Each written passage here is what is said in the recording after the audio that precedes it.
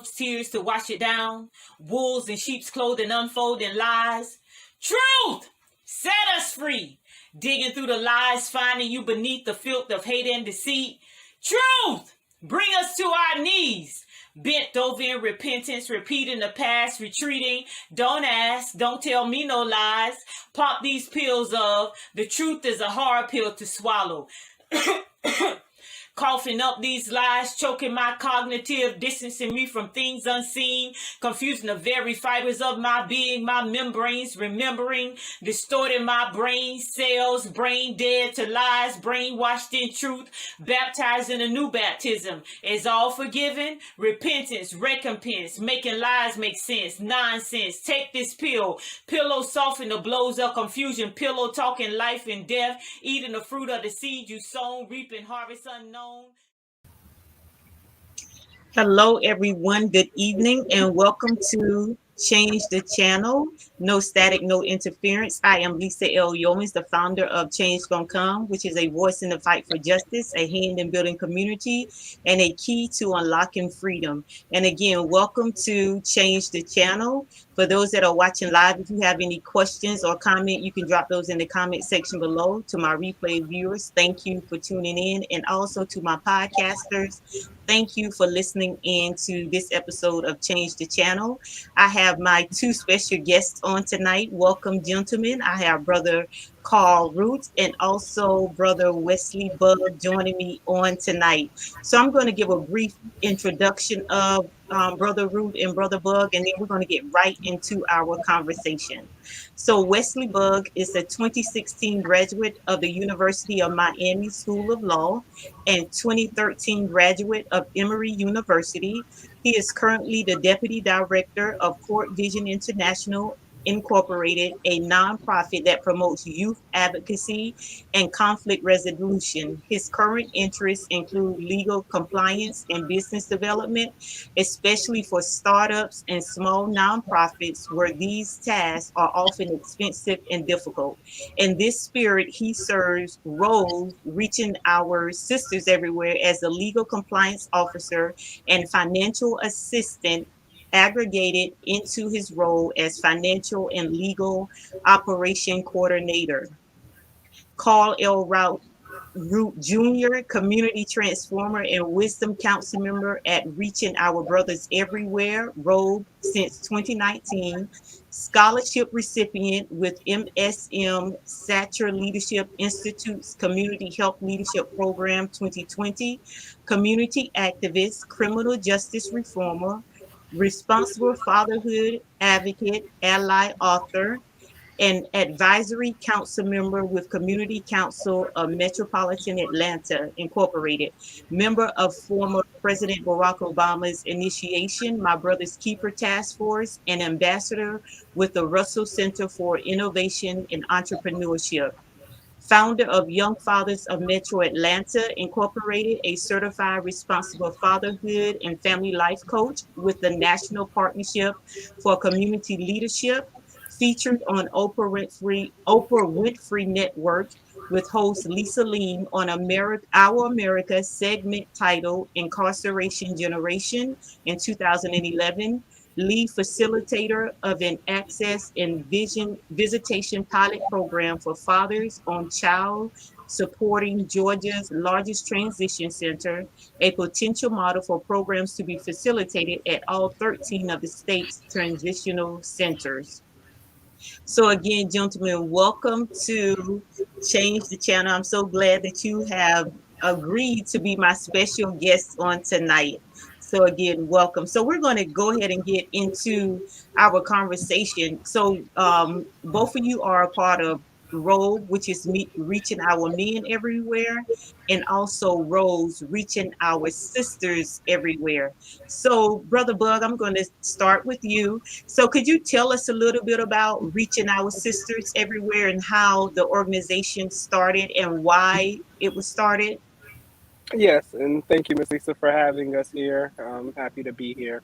So Rose was started in 2011 by my mother, who is now Dr. Bugg. She had not received her doctorate in nursing practice yet, so she was still Nurse Bugg at the time. During the downsides of 2011 nationwide, she was let go of the clinic that she worked for. And at that time, she had to decide on either starting a new job or working at a different hospital. So, through the love and support of her family and friends, she was able to start reaching our sisters everywhere. She had a lot of guidance from a former Secretary General, Surgeon General, Dr. David Satter. So he told her how much money she needed to look for before she started, what connections she needed. And she also had another host of friends and advisors who are now on her advisory board for Rose. Definitely encourage the audience to check that out. But essentially, she saw that Black women needed more support when it came to breastfeeding. A lot of times, Black women would go into a hospital, deliver, hopefully leave that hospital delivery room. Sometimes we know mothers do not. So there's a high maternal mortality rate, a high infant mortality rate, especially in the African American communities.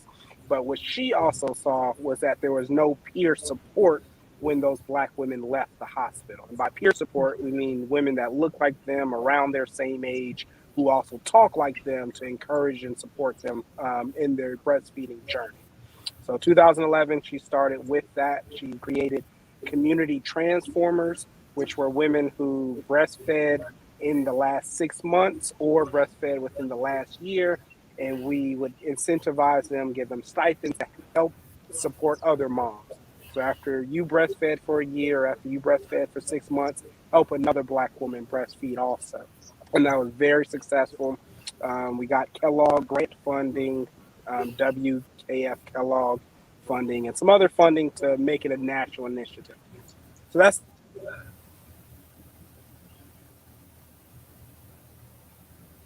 Okay, I'm not. Okay, are you okay? You finished? Okay, I thought you was cutting out on us. So, Brother Root, could you tell us about ROBE reaching our brothers everywhere? Yes, ROBE is a program of Rose reaching our sisters everywhere. Again, like our fearless leader, Mr. Buggs, mentioned, we were funded to be the male component of Rose, where our mission is to educate, equip, and empower men to impact an increase in breastfeeding rates and a decrease in infant mortality rates in the African American community, as well as teach safe sleep to prevent infant mortality. Again, as Brother Bug mentioned, our mothers and babies die at twice, sometimes 3 times the rate of other communities.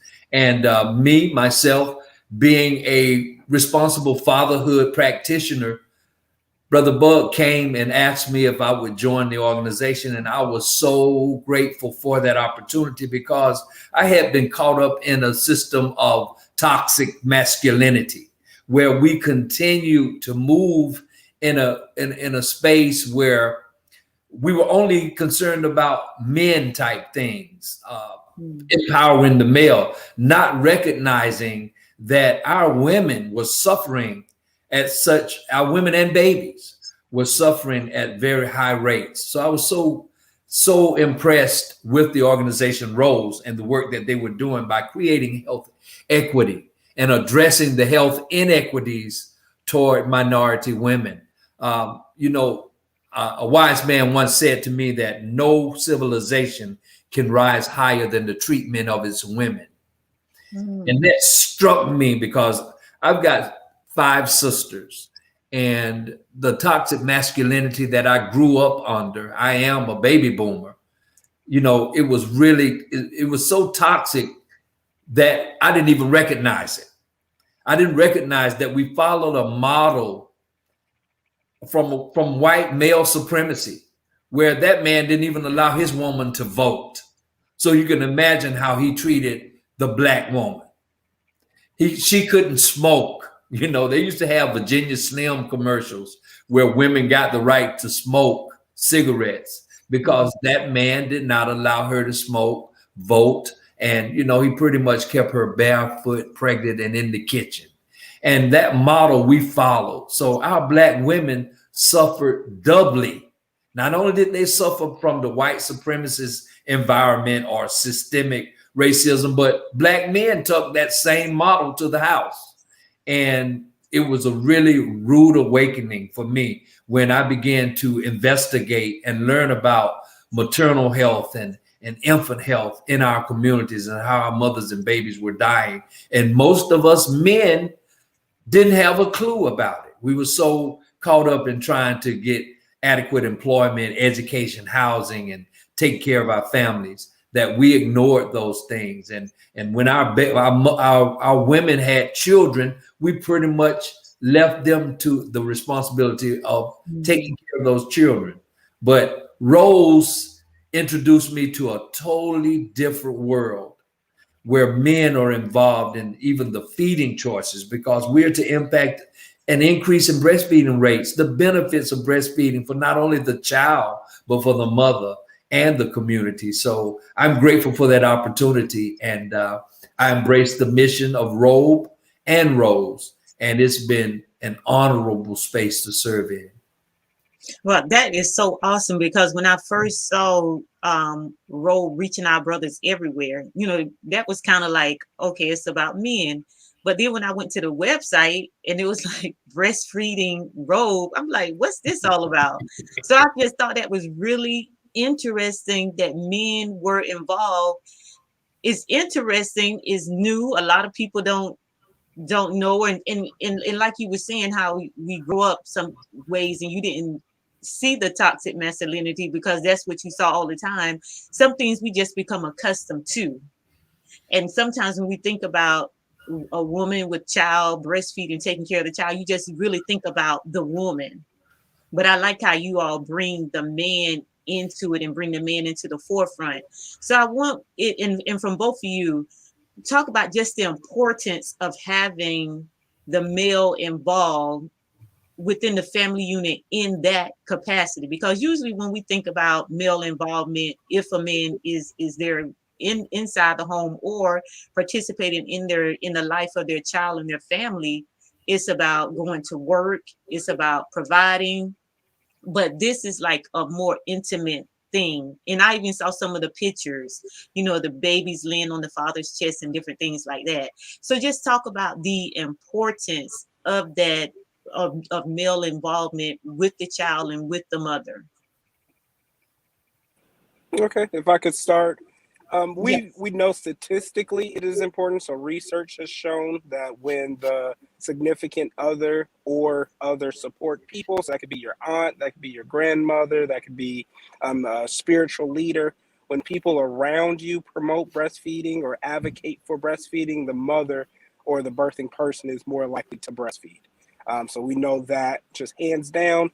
And almost with every decision that you can think of, whenever there's someone helping you, educating you, telling you the benefits, helping you through the barriers or through the hurdles, you're going to have a more successful journey. So a lot of what came about through ROBE was the teachings of Rose, but done with love, compassion, patience, and understanding. So our 3 E's with ROBE are to educate, to equip, and to empower men and other support people so that they can have an impact that increases breastfeeding rates. So one thing, as we talked about, school systems likely don't teach about the benefits of breastfeeding.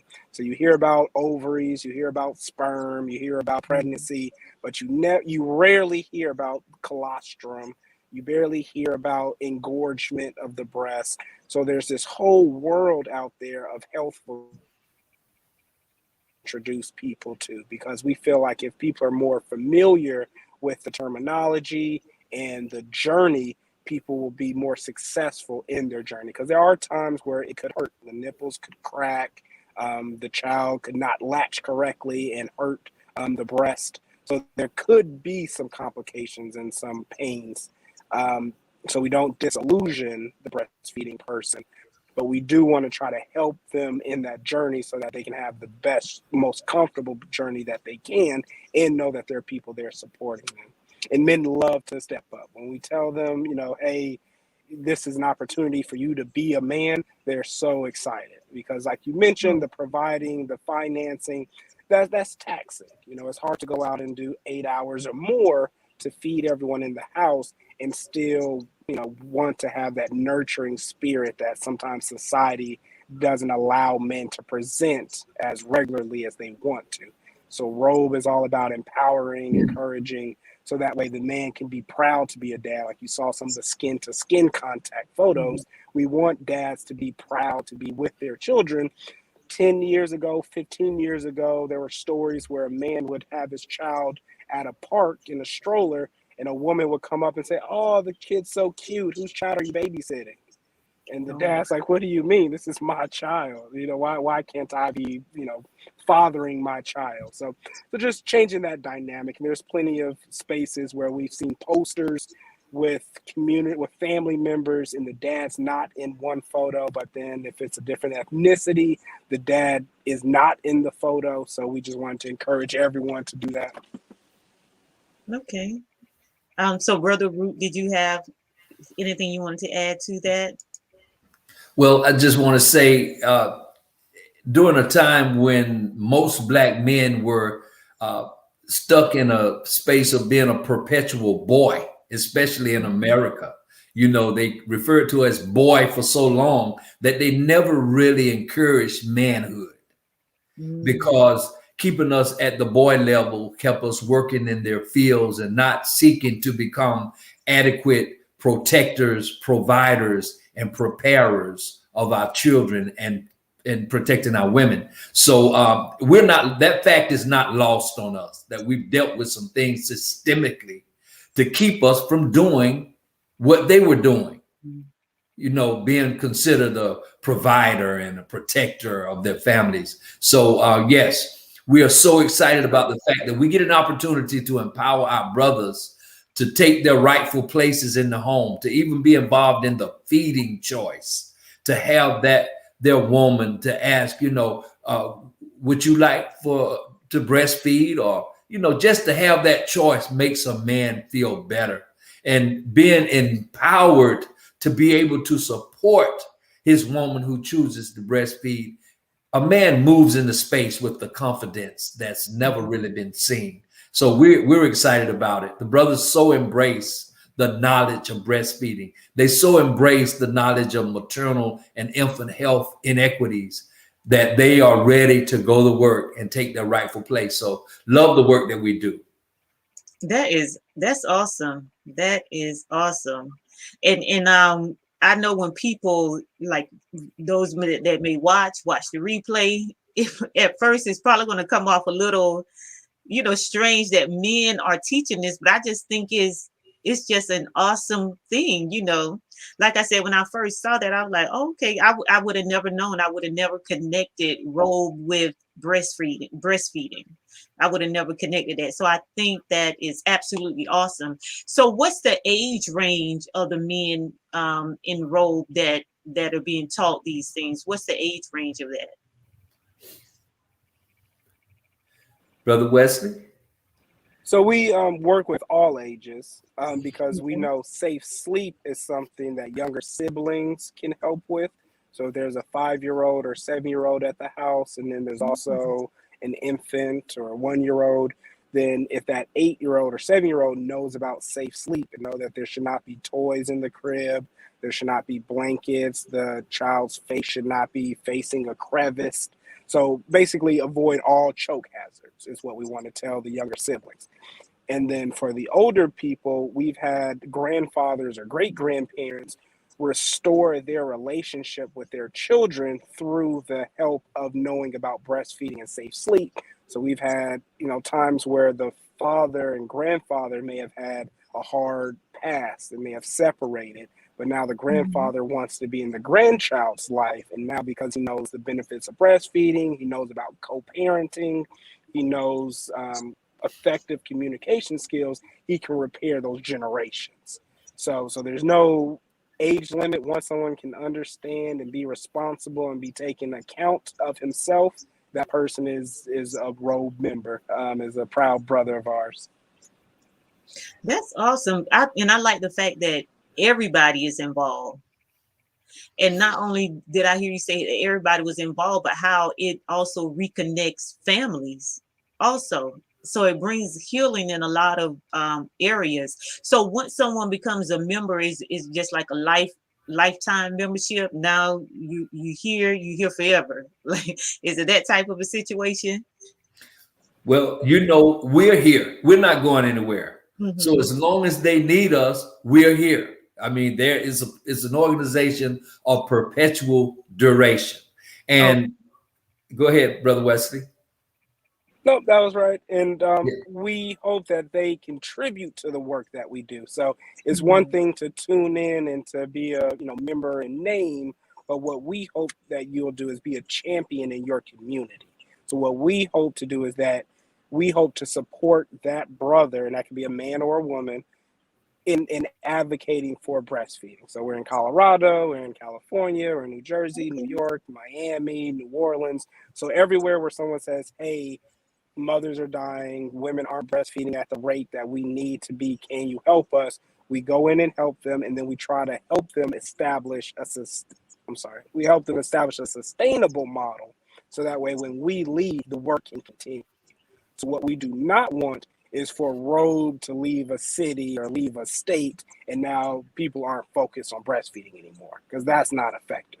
What we want to do is find those who advocate for breastfeeding, support, uplift, and do what we need to do to keep them up and going, so then they can be the champions in their community. So that's, we do have branches, but we don't like to have our, because we don't want it to be people looking for ROBE. We want people to look for the champions in their neighborhood. Okay, that's awesome. And I know you just mentioned it again, and earlier you were speaking about the death rate of African American women during childbirth. So, outside of what you all are doing, is there anything that's being done to lower that rate, or are there certain type of measurements that women can take to like avoid that or avoid those type of risks? So, Brother Root, I think you're going to have to get it because it looks like he's frozen. Yes. Yes. Roles, they lead the field Mhm. in making sure that there are hospitals that, because of Rose's work, they've been designated baby friendly. You know, the medical establishment historically has pushed cesarean sections, C-sections on our women. And these are really emergency procedures. These are really, I mean, this is major surgery. And Mhm. it's not always required, but they push it on African American women. And Rose has been doing something about that. The hospitals that are labeled baby friendly, they don't do cesareans. And especially when they're unnecessary. A lot of times, in my learning through Rose, I've learned that cesarean sections are not only major surgery, but that they're being pushed on young Black women as a way to free up the schedule of the doctor. You know, he may have want to go to the masters, and this woman is expecting to have a baby, but if he does a C-section, he can go ahead and get that done and be able to make his appointment with the masters.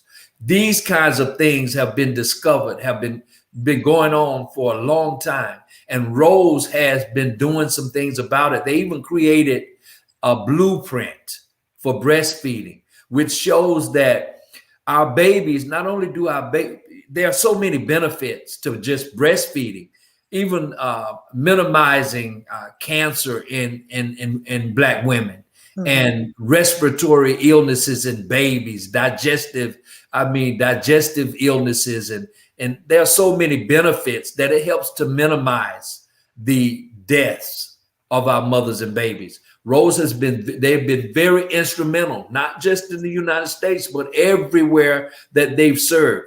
And we, as the male component of that, as Wesley mentioned earlier, our community transformer model is one where we value cultural competence. We Mhm. have what it's called Wisdom Council members in several different states. And we seek to create and train community transformers in their respective geographical locations so they can keep the training culturally competent, because they know what goes on in their own communities. They know how to speak the language and how to bring it in a way that their community understands. We use that model and it helps to minimize the barriers in language. It helps to minimize the results. We are, through breastfeeding, most of our babies die from low birth weight, being born prematurely. Mm-hmm. So when we talk about healthy, like they have healthy people 2020, healthy people 2030, they all have recommendations and trying to not only initiate breastfeeding, but to maintain breastfeeding for 6 months to a year, at least 6 months Okay. to a year. And this helps to minimize the infant and maternal mortality. So there's so much learning that's going on for us at ROBE that we glean from Rose, and we see how it helps the women that we serve. We see how when we talk about and teach about safe sleep, it helps to prevent SIDS, sudden infant death syndrome, when men or even that young child, 8 years old, knowing what safe sleep looks like when a baby is lying in a crib, how not to have loose garments or blankets around that could potentially suffocate the baby. These kinds of things help to minimize infant mortality. So we're excited about educating not only our youth, but we're talking 8 to 80 Yeah. about maternal and infant mortality. Yeah. So again, this is awesome, and I'm learning some things about the C-section. Yes. It's like a quick way to not do your job that you went to school for. And that you're getting paid all this money for. So even with that, so that means that a woman that wants to be a part of the organization, or male that wants to be a part of the organization, they can come even before the baby is born. Yes. Okay. Rose has a baby cafe every Monday. Okay, a baby cafe every Monday. Okay, and Yeah. what Yeah, time is so that? so Baby Cafe is a organization. So we have a license to be a baby cafe. So to be a baby Mhm. cafe, you have to provide free lactation support, direct services, and it has to be open and available to the public. So we were proud to do that. We were the only Georgia baby cafe for the last 4 years, I believe. We opened up a second one at DeKalb Hospital. I got to get the proper name for it, but the CAB Health System. So yeah, every Monday from 1 to 3, we're doing virtual right now because of COVID, but we will accept appointments if a mom needs to come in to talk with us, or if a dad needs to come in to talk with us. So we've done that for about 4 or 5 years or more. And that's been very successful. We get a lot of referrals from hospitals or from doulas or from midwives to come in and talk with us. Okay, and you said it's virtual, so anyone is able to sign on and see. And how will someone register or connect Through with the the baby? Rose website. So there's The a Rose Rose website. website at breastfeedingrose.org, and there's Okay, a registration link. okay. So I think I do have the website here. So there's Rose at. Oh, okay. You said it was breastfeeding. Oh, here it is. Okay, I try to have all this stuff Yep. together. Yes. Breastfeeding Yep. Or you Rose. can call that number. Yep. Mm-hmm. Okay, and just for those that may be listening on a podcast, if you want to be a part of the Baby Cafe, you can go to breastfeedingrose.org or call 404-990-3497 to get more information and to also sign up for that. Okay, so thank you so much for that. So we're going to take a quick break. We're going to come back and we're just going to shift a little bit here. So give me one moment. We're going to take a break and we're going to be right back. Get your copy of America the Beautiful, Poetic Injustice and Inequality in Black and White. America the Beautiful is a collection of poetry that highlights and takes on racism, injustice, and inequality in America head on. 90% of the proceeds will be funneled back into the community in various ways to include assisting community organizations actively working to build up the state of their communities, educating and building our youth, and also disrupting mass incarceration. To order your copies of America the Beautiful, visit changegonecome.today. Okay, so we are back, and for those that are just joining, I do want to thank you and welcome you to Change the Channel, where I have my special guest tonight, Brother Carl Route, and also Brother Wesley Bugg. There he is. A ROBE, reaching our brothers everywhere, and also Rose, reaching our sisters everywhere. So we're going to just switch gears a little bit here, and we know we all know each other, right?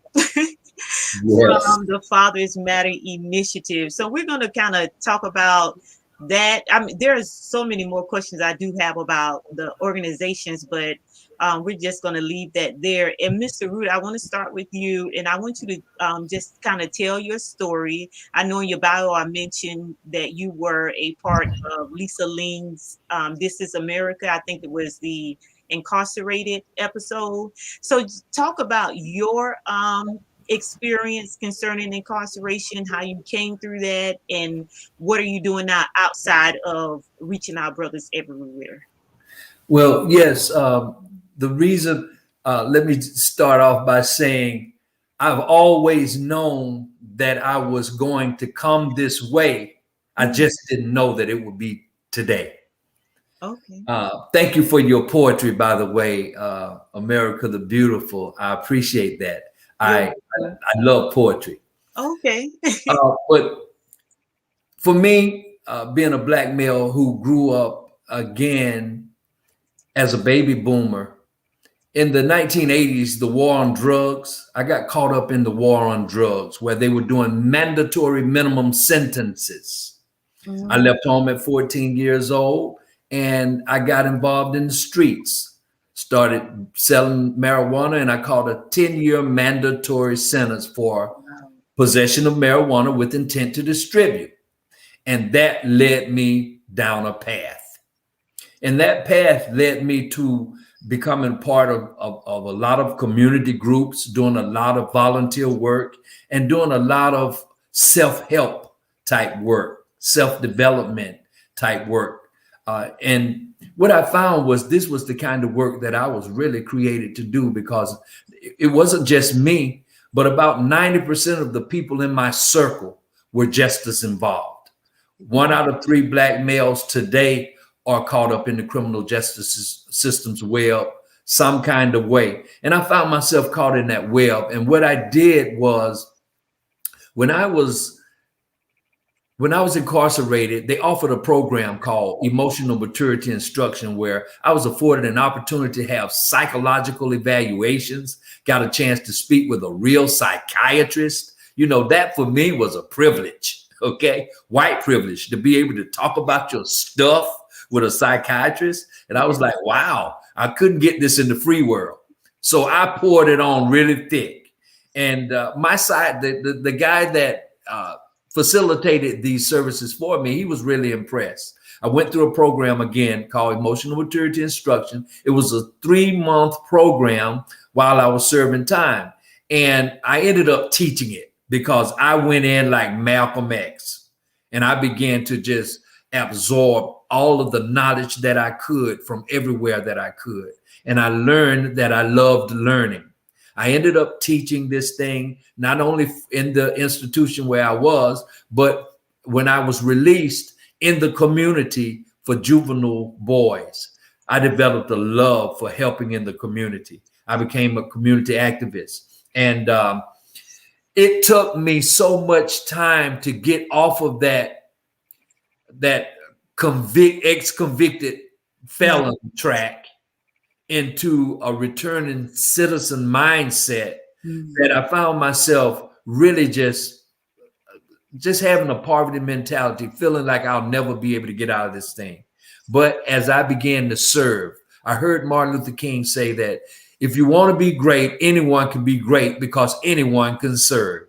And I've always felt that there was greatness in me. So I began to volunteer, working with agencies like Aid to Children of Imprisoned Mothers, which is today Forever Family.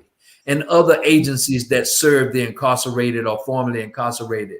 Loved the work, went to school, got a degree in criminal justice, and I'm still studying to just learn more so that I can help my people, because I found that my trajectory was not just mine, it was that of a people. The plantation was replaced with the prison industrial complex.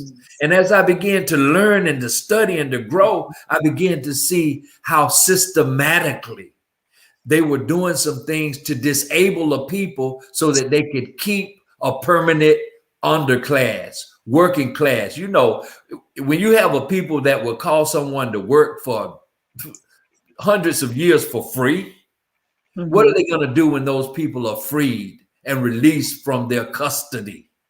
Okay, so they created a system. The only way that a man can be forced to work for free in America now is by that 13th Amendment, right? Yeah. If you've been convicted of a felony crime, you can be made a slave again.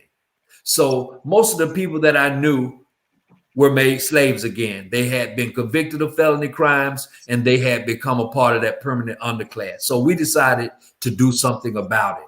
And that's been my trajectory. Getting a degree in criminal justice simply by accident for me, because I was dodging mathematics. I didn't want to study math.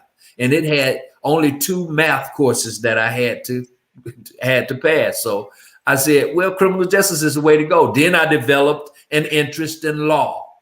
Limited, wasn't able to get into law school because of my background. So I had to figure out other ways to learn, to study law, and to apply what I did. So I started doing prison ministry, did it for a couple of decades. Again, because I am one who has been affected by almost every ill in society for the Black male: high school dropout, incarcerated, you know, all of those poor, you know, all of these things, you know, low to no education, low to no employment, low to no health insurance, learning how to survive instead of really living. I decided that, you know what, I'm going to dedicate my life to making sure that other men don't have to go this way. Yeah.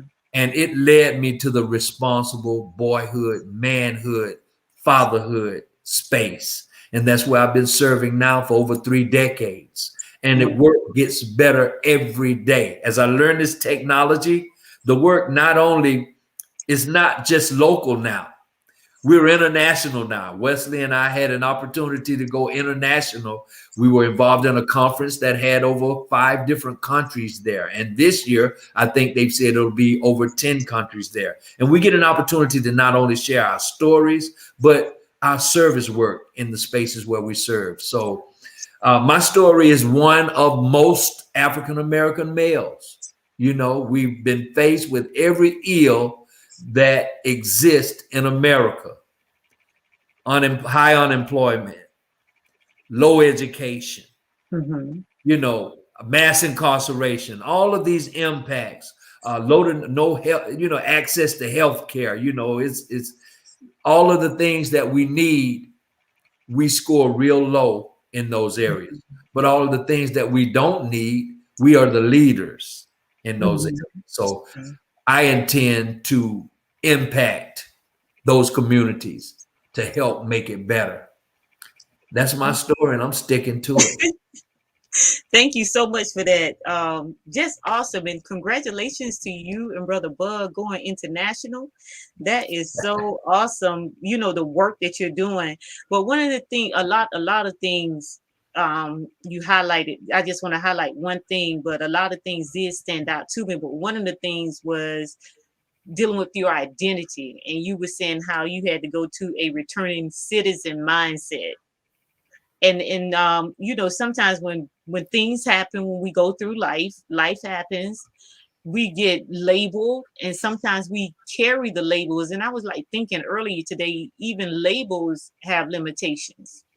They put limitations on you and say you can only go do this and do that. So if you're thought of just as an ex-felon or someone that was previously incarcerated and not, I'm a citizen now, I'm a returning citizen, you're going to keep doing what felons and incarcerated people do.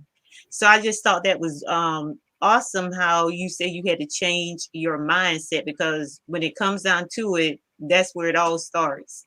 Our mindset and what it is that we're thinking about ourselves. And Brother Root, I'm going to come back to you for your diagram, but I wanted, Brother Bug, did you have anything that you want to say, the type of work that you're doing outside of Robe and Rose? Yes, so I am an attorney, and very much like the story that Brother Root mentioned, I have seen a lot of justice involved people around me in my 30 years of living. I've always been interested in either sports or entertainment or just anywhere I saw a lot of Black people. So Greek fraternities and sororities, churches, the South geographically, but I've always wondered why those areas often had low education rates, high imprisonment rates, low employment rates, all the bad things that you didn't want. I knew it wasn't intentional on the terms of the people, but you could see there had to be a system in play. So my family is very much, my dad's a neonatologist. He works with small babies often that were premature. It was his passion to do that, and that's kind of what helps us in our robe work with infant mortality work that we work on. My mom, being a nurse and lactation, has always done that. So as an attorney, what I want to do is change the policy. So, that scarlet letter of a felon on you when you get out, and that it makes it hard to get a house, makes it hard to get jobs, things like that. I want to be able to stop or dismantle. We know with marijuana, as was mentioned earlier, with the mandatory minimums and all those other things, now the government's making money off of it, making billions of dollars in Colorado and New York and all these other cities, likely will be legalized federally in the next 20 years or less. And now all these people who have had their lives stolen, especially Black men and Black women, there's a high incarceration rate for Black women as well. These people will be coming back to us, and hopefully Robe, Rose, and partners and allies are in a position to help these people. Because, when they come out, they're going to need a place to stay. They're going to need food to eat. They're going to need clothes, on their backs. Otherwise, they become desperate people and are more likely to commit crimes out of necessity. And that's what I don't want. I don't want someone having to commit a crime because they don't have the necessities that a first world country like the United States with Silicon Valley and Las Vegas and all of these luxuries should be able to provide to our people. That is, I mean, both of those are awesome. So we are all part of the Fathers Matter initiative, dealing with on the addressing mass incarceration sector. I'm not sure if either one of you are on a different uh, board or a sector in that also, but I know we all work together on that. And now I don't have to ask the question, why did you join? Because you've already answered that. So that's awesome. And we're going to have Dr. Rollins on in the future. So we'll get more into the Fathers Matter initiative just in case someone wants to know. But part of my organization, Change Gonna Come, was disrupting mass incarceration. And my background is not the same as yours or Brother Bug, but the reason I wanted to do it was because of the story of Khalif Browder. The young man that was in New York, New York, yeah. yep, and how he went to jail, and turns out he didn't even commit the crime, but because he wasn't able to make bail, he suffered greatly in the system. And I did I touched on that within my poetry within one of the poems, and we all know he committed suicide. I saw the documentary of it, and I called it systemic suicide, because had he not went through that, I believe personally he would still be here, but just the things that he had to deal with. So that's why I took the direction that I took with disrupting mass incarceration, because you shouldn't have to suffer if there's no need for you to suffer. And then just like in his case, you can't make bail, but you didn't even commit the crime in the first place. So you should not have been there at all in the first place. So going back to Mr. Root, then I'm going to ask my final question. I call it the question on the table. So, but Mr. Root, I do want you to speak a little bit about obstacles of the African American man in today's society, and I'm going to put your diagram up for you. Thank you. The I have often said that many of us have been like rats in a maze. There's a maze that was created systematically for us.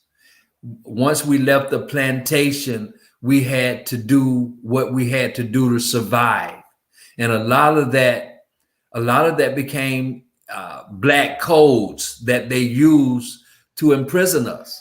You know, what do they call it? Slavery by another name. There's a book written by a white gentleman, Blackman, that he wrote the book Slavery by Another Name, where they had what is called convict leasing. And this is the track that we were put on once we were released from the plantations with nothing. Where were we to go? Well, black men, because they have a desire to provide for their families, we're very creative people. And we came up with ways to take care of ourselves and our families. And a lot of times those ways were not approved by society, especially white supremacist society. And we ended up being caught up in a system called convict leasing, where a lot of our men went to jail historically and never came out. We have what is called, Brother Broward committed suicide. But on my journey, I've seen a lot of walking dead. Men that have been so impacted by the criminal justice system that they feel worthless. They feel like they experience so much rejection, and they're already carrying heavy baggage. As you look at the diagram that Lisa has put up, you look at how the white man's trajectory, his journey, free land from the Indians, which they took, and then free labor from slaves, which took them all the way to the end of their run. I look at it like we're running a 100-yard dash for all you sports and track enthusiasts. We're running a 100-yard dash, and they are at the 50-yard line, our opponent, and we're starting at the 0. The race is unfair. You look at, we're black people. Slavery hindered our growth. Then Jim Crow laws created after slavery to really keep us in a place of bondage. And as you follow, I won't go through every one of those places. But as you look, we've had to overcome a lot of barriers. And that particular track that we're on looks like the intestine. They say the intestine is what, like 11 foot or something? I don't know. I'm not a medical specialist, but it looks like an intestine. But if you look at the track, the journey for the white man, his start to finish is straight line. The shortest distance between 2 points is a straight line. You look at our trajectory, like I said, the rat on the maze, this American dream game, we follow that course and we go through and experience all these barriers and obstacles. But yet, as black men, we're graded just as hard as the white man. We're graded on the same scale as the white man, even with all of these encumbrances to our progress.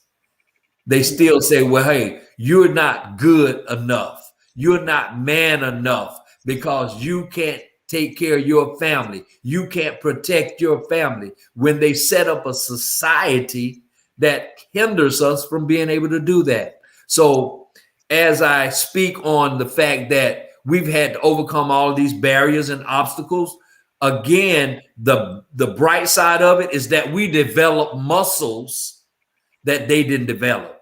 And this is one of the teaching points that we provide for the brothers that we come in contact with, because we let them know that, listen, you're resilient. Look at what you had to overcome just to get to ground zero. Anyway, that is awesome, brother. Huh? I'm going to need to bring you back on so you can get more in depth about that. And Yes. so that's going to also bring us to boy, man, father talk. So you can just talk a little bit about that, and I have something here that'll let people know how they can be a part of that. Yes, Boy Man Father Talk is another place where we educate, equip, and empower our men. A space where males discuss maternal and infant health related topics. Now, mind you, historically, we know nothing about that. Black men, we didn't talk about infant mortality and maternal mortality. We were so caught up in survival, just trying to survive. But guess what? We know now that part of that survival, that protecting, that providing, that preparing is when we embrace learning about what our women are going through, what our children are going through. So we have the awesome ability because, again, like I said, Black men are so resilient because of all that they've had to face, that we have the awesome opportunity now, once those men are empowered and equipped with the resources they need to protect, to prepare, and provide for their families, you got a totally different individual. Boy Man Father is one of those platforms where we do that. We empower our men, and it's an awesome opportunity for men. We talk about those and related topics. And sometimes it's mass incarceration, sometimes it's any subject that a man has to deal with. So Boy Man Father is a great platform for our men. Okay. And if you would like to be a part of that, it's every second and fourth Thursday of each month from 6 p.m. to 7:30 p.m. Eastern Standard Time. And you can contact Brother Root at 404-719-4297 extension 114 to be a part of Boy Man Father. Um, the talk is, did you say, is that Boy Man Father talk? Okay, so yes. Yes. So now for the final question. Thank you so much for that. I really wish we had more time, but thank you for that. So I have a question for both of you, and I'm coming from the idea of robe. And when I think of when I thought about this question, robe covers, like you're covering is the Reaching Brothers everywhere. So robe covers, and I'm just going to put the ladies into this too, the sisters into this too. So if you had to piece together a robe to cover our brothers and sisters, and I'm speaking of them spiritually, mentally, even physically, like health wise, what three fabrics would you use? And they're gonna like love, compassion. What will your three fabrics represent that you're gonna cover your brothers and sisters with? Silk, cotton, and wool for me. Silk, and these are all natural fabrics. They Mm-hmm. breathe, and it's natural. That robe would be on the silk. It would be the provider part. Mm-hmm. On the wool, it would be the protective part. And the cotton, which breathes, it would be the preparing part for me, because we believe strongly in rite of passage. Robe is right now developing rite of passage for young men 8 to 18, so that we can prepare our men for relationships, not only for relationships with themselves, but for relationship with others. There are three levels to it. Boy, man, father. A boy is dependent on someone else. A man is someone who should be able to take care of himself. And a father is someone who can not only take care of himself, but someone else. And that's what the covering would be. Boy, man, father, protect, provide, prepare. That is awesome. I was not expecting that. I did not see that coming, but I love it. Brother Bug, are you still with us? I am, and I'm sorry. I'm driving. Sorry to you and your audience for turning my camera off. But Okay, no problem. I echo what Brother Root said. So for me, my perspective, the clothing or garments that I think both Robe and Rose want to clothe or protect our community with, the first one would be wisdom. I think experiences from older generations being handed down to younger generations is invaluable and taken for granted, and something that we don't take for granted, something that we try to connect our communities with. And thank you, Ms. Lisa, for this opportunity to connect our community as well with wisdom. Second, I would say patience. So both from different generations, nothing is instant. There's a lot of demand for change. There's a lot of need for change. There's urgency in the demand for change. But we do have to be patient, because without patience, there's haste that leads to waste. There's also the spirit just isn't the same. So I would say, patience would be the second one. And then the last one would be either courage or strength. So not any of this that we're doing is not going to be easy. People are, or institutions are set in their ways, and many of them benefit from keeping some of us down, especially Black men or Black people.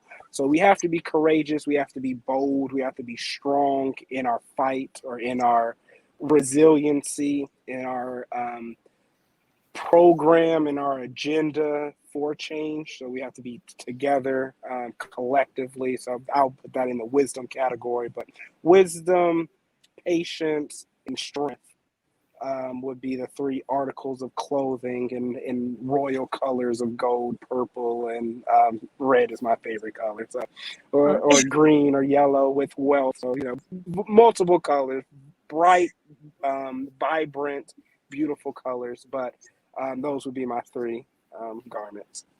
Oh, that is awesome. And Brother Bug, you added some colors in there. So that was Red, black, and green is mine. yes, so purple is my favorite color. So you did mention that.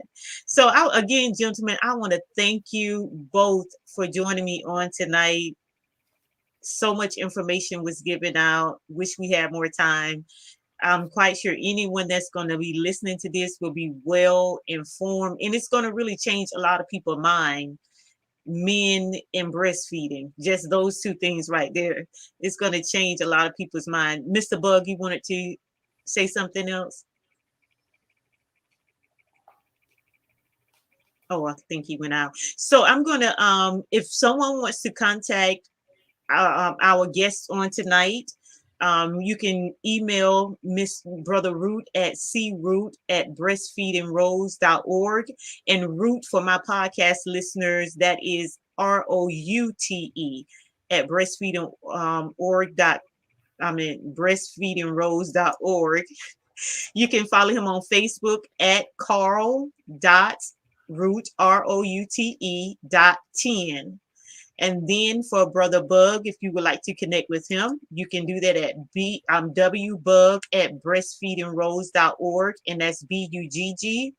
And then on Facebook, he's at Wesley.Bug.3. So you can connect with them there.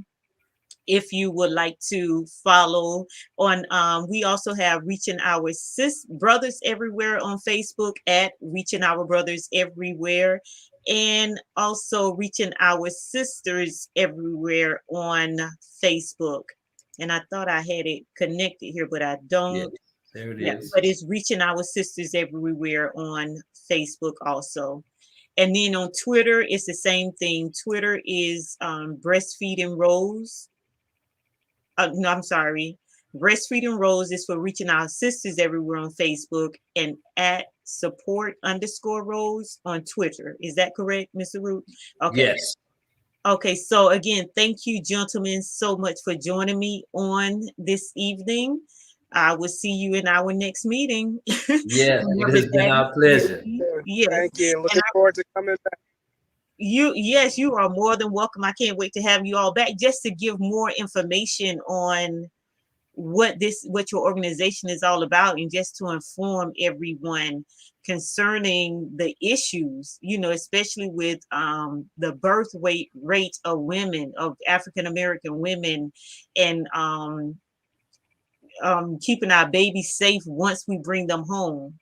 And also healing. I thought that was so important when you talk about the grandfathers reconciling with the sons, and their children because a new baby's there now. So I just really do appreciate that. So I want to thank everyone for joining me on tonight. I will be back next Thursday with another special guest at 7 o'clock p.m. Eastern Standard Time for Change the Channel. No static, no interference. And until the next time, everyone, goodbye and God bless.